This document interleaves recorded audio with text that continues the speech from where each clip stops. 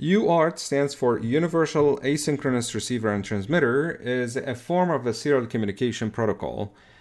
And before I get started into the details of UART, I just want to briefly describe what a serial communication protocol is and why is it needed.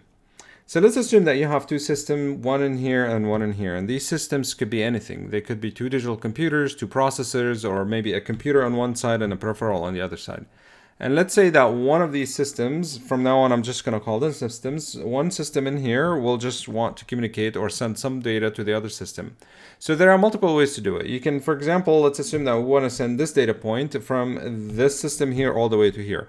Of course, I can connect 4 wires if it is 4-bit or 8 wires if it's 8 bits and just send it over all these wires all at once. And that will be a parallel communication way. But a lot of the times, like especially with newer processors that have 64 bits, I mean, I'm not going to use 64 wires just to send one word. So what we can do is we can do it 1 bit at a time. So what happens is the system that wants to send some data has a transmitter inside it, and that transmitter does the following. It says, okay, give me the data point that you want to transmit, which is this one here. I'm going to load it in parallel. So after loading it in parallel, I'm going to use one single wire to send it to the other system. And the other system will have a receiver, will be listening to these data points. So for example, I'm going to take this one in here and I'm going to send it to the receiver. And frankly speaking, there should be like some sort of shift registers in both of them. And they're both shifting almost at the same exact time or so. Well, not necessarily at the same exact time, but at least they're shifting 1 bit. Like this one here shifts 1 bit, this one here will shift 1 bit, and so forth. So now I have the 1, and that 1 basically got translated all the way on a single wire. And then I can send the 0, and then I can send the 1, and then I can send the 1. And now this second system have the data that I originally started in this system in here. And what it can do, it assembles this word in a register, and then it loads it somewhere else in the system. It basically just parallel output it outside. So this is how communication or serial communication in general works. I have simplified it significantly in this diagram or in this presentation. But in its most basic, this is what you're going to see. And whenever you see or hear the word serial communication, chances are there's some sort of things happening like this.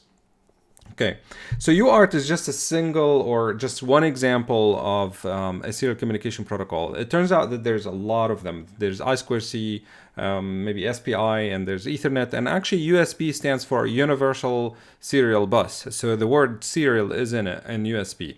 However, UART is an old standard. It's still useful because it's simple and but it's slow. It has its drawbacks. For example, it's really slow compared to USB. Like its rate is much, much slower. And you can look it up online just to see it. But why am I covering it here? Well, I'm covering it here because you're going to see a lot of peripherals or sensors actually use it. So just to give you a brief history of it, so this cable in here stands for, or actually was part of a protocol that was called US, or not US actually, it's called RS. Well, there you go. It's called RS-232. So that's an old protocol from the 60s. It used to be used with computers up to the 90s. I've seen it. Whenever there's like some sort of a peripheral and you want to communicate with it serially, you use this particular cable. As it turns out, that internally, I mean, some like these pins in here were connected, and they utilize the UART protocol to actually do that. So why am I covering it again, since it's an old system? You can actually look in here at this link. Let me just show you. All right, so I went to Digilent's website in here, and the link that I posted in the slides will take you right here, or right to where I'm going right now. But anyway, if you go to boards and components, there's something called PMODs. Okay, and these PMODs are like extensions that you can install to most of their boards. We're using the Nexus board in here, but you can just use it, and it has a bunch of sensors. The nice thing about it is you can actually browse by the communication protocol, and UART is actually one of them. Of course, there's SPI, I2C, and GPIO. So if you actually click on UART, you'll see that there's actually a bunch of PMODs, and many of these PMODs do like certain things. For example, this one is a GPS receiver, and the way you communicate with it is apparently through UART. Another one for Bluetooth, if you want to add Bluetooth functionality to the system. Anyway, you're going to see in here, it also has an RS-232. Maybe you want to design a system that communicates with some other older system that utilize that protocol. So you can actually just buy it and add it to your design and use it. The bottom line is, like, it's still useful, and you can see there's many applications for it. So it's interesting, and it's important to actually learn it, and it will also help you understand more complicated serial communication protocols. So in this module, what I want to do is I want to give you some sort of an overview of how the actual UART protocol actually works. UART itself with the R3 or RS232 used to be like with voltage levels that is 3 to 15 or negative 3 to 15 volts. And now with FPGAs, it's like we're dealing with 3.3 and 1.8 volts. However, the protocol itself of how we send data is not as simple as just sending a 1. There's actually some timing and some issues related to that.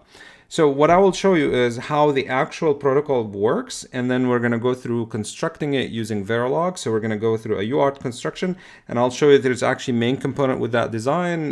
Specifically, there's a couple of FIFOs, a baud rate generator, and then some receiver and transmitter.